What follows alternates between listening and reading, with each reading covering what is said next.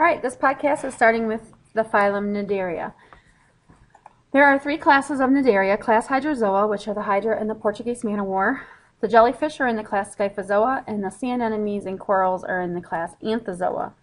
For the phylum Cnidaria, all organisms have radial symmetry, and they are pseudocoelomates. They have soft-bodied skin. There are 2 main body types for Cnidarians. If they are shaped like an umbrella, like you would think of for the jellyfish, that is a medusa form. And if they look like a stalk, like with the tentacles up at the top, that is a polyp. So here are some examples of the phylums that we're going to get into a little bit. Okay. For the 2 body forms, here is an example of the medusa, and here is the picture of the polyp. Notice the 3 tissue layers, the gastrovascular cavity, which is where digestion will take place. And if it's in a medusa form, the mouth is on the bottom. If it's a polyp form, everything else is the same except the mouth is on the top and the tentacles are up at the top instead of at the bottom. All right, for digestive system, they capture their prey with their tentacles. Their tentacles contain stinging cells called cnidocytes. Each cnidocyte contains a nematocyst, which is actually the stinger, which is used to spear their prey. For digestive system, the tentacles capture the food goes into the mouth, the food then gets into the gastrovascular cavity where it is digested, and then any remaining particles that were not digested will go back out the mouth. Okay, that's a picture of a hydra.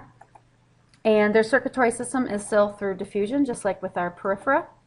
Respiratory system is also through diffusion. Excretory system, they get rid of their waste through their mouth or just through simple diffusion. Nervous system, they do have a nerve net. That is a basic nerve that will run throughout their body. There's a picture of the nerve net. Reproduction, asexual reproduction, they can regenerate, they will bud, and they also can do sexual reproduction. For defense, they have the stingers, the nematocysts, that are on the cnidocytes. Other things to know is that they do have a free swimming stage when they are a larva, and that is called a planula. On your diagrams in the back of your outlines, the top one is a hydra. A is pointing to the GVC, or the gastrovascular cavity, and B is pointing to where the mouth would be up at the top, because this is a polyp form. Jellyfish, or sorry, number 2, Portuguese Man O War, is a colony of polyps. You have your sea anemone, this is coral forming, and then here is your jellyfish. Here is the mouth here, and then you have your gonads and your tentacles and oral arms.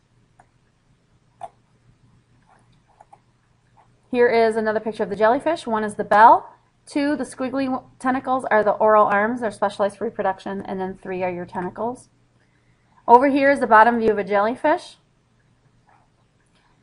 Oh, okay, never mind, we're going to do hydra first. 1 is tentacle, 2 right here is the mouth, 3 is the outside tissue ectoderm, 4 is the middle tissue mesoderm, 5 is a bud, so that's asexual reproduction, 6 is another picture of a bigger bud, 7 is the testes, and 8 is the ovaries, they are hermaphrodites, and then the bottom is the basal disc, and that's what sticks to the rocks.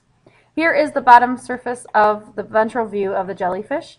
4 is the mouth, which is centrally located. 5 is actually the oral arms. 6 is the bell. 7 is the gastrovascular cavity. 8, these C-looking things are the gonads, and then 9, these little hairs that look like cilia, those are actually the tentacles. And that's it for that podcast.